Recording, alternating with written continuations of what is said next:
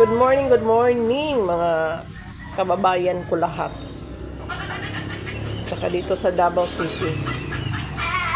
Tingnan mo yung mukha ko guys, haggard na haggard. Nung sumisyon ka ba? Yung bang madaling araw, 2 o'clock, may nagpapanday ba, hindi naman normal yung madaling araw, namamanday siya ng bahay niya. Kaya masaya ako, natutuwa ako na bumalik na si, tatakbo yung aming mahal na ama, na si PRRD. Tatakbo siya ng mayor dito sa Davao City. Kasi parang wala na sa ayos yung Davao City. Kailangan ng kamay na bakal. Kahit matanda na yung aming tatay dito sa Davao, malakas pa rin yun. Oo, kaya inaantay namin. Biruin mo, na nagpapanday dito sa aming lugar. Alas 2 na madaling araw, nagpapanday siya. Anong tawag doon? Nasobrahan kaya? O epekto kaya? Yun lang eh. Oo. Tapos yung iba, 1:30 pa, nawawalis na ng bakuran. Hindi naman tama yun, nakakadisturbo naman yun ng mga kapitbahay. Actually, hindi ako nadidisturbo kasi natutulog ako 2 o'clock.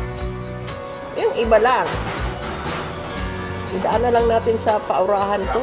Kasi nang-aaibag ako sa walang tulog eh. Bakit kasi may taong namamanday ng 1:30? May nagwawalis ng 1:30? Ano yun? Normal ba yun? O may something na ginagamit kaya para maging high sila? Hindi ko rin hindi ko rin masabi kung ano nangyari sa kanila. Basta, masaya ako kasi yung Davao namin babalik na yung aming ama ng bayan, ama ng Davao City. Mahirap magbanggit pero alam nyo na guys kung sino yung tatakbo ulit. Dating presidente siya, ngayon tatakbo siya ng mayor dito sa Davao City. Babalik na siya guys kasi yun na nga, sabi ko nga, ang Davao City, wala na, hindi na rin although yung mayor namin, anak niya, pero kulang. Dapat mga lahi nila ang nagdadala kasi magaganda at sila at mundura. Hindi ako nangangampanya ha. Actually, hindi na kailangan nangangampanya kasi swak na yun. Yun na yun ang mananalo talaga. Kung babalik lang siya sa pwesto. Oo, nanginis ka. Namamanday ng alauna. Namamanday ng alauna media. Nagwawalis ng alauna media.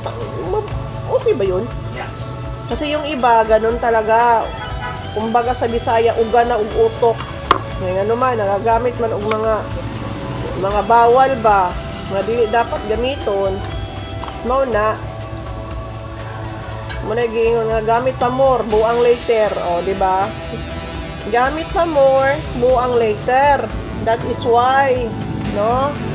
That is why buang na kasi gamit na buang later. Asan ka dyan? Namamanday ng madaling araw, nagwawalis ng alauna. Wala talaga sa ayos pa guys. Haggard na haggard ang inyong lola Lola, haggard na haggard. Idaan na lang natin sa kay mga wrinkles ni lola naglabasan na Mega love shoutout sa aking mga kaibigan yan, sa aking mga subscriber maraming salamat. Kung wala kayo, wala din tayo, diba? Ganun lang yun. English yung tira dati. Pero mag-make up si lola ha, pasensya na. Yan ang kaligayahan ng lola amin ninyo, no? Nag-make up, masaya na. Kahit hindi naman umaalis, sayaan mo na. Mahirap din naman magko-content tayo, wala tayong himasa. Okay lang yun iba, kasi iba namang style yung content nila. Magandang umaga, happy Tuesday. That is for today. Bye!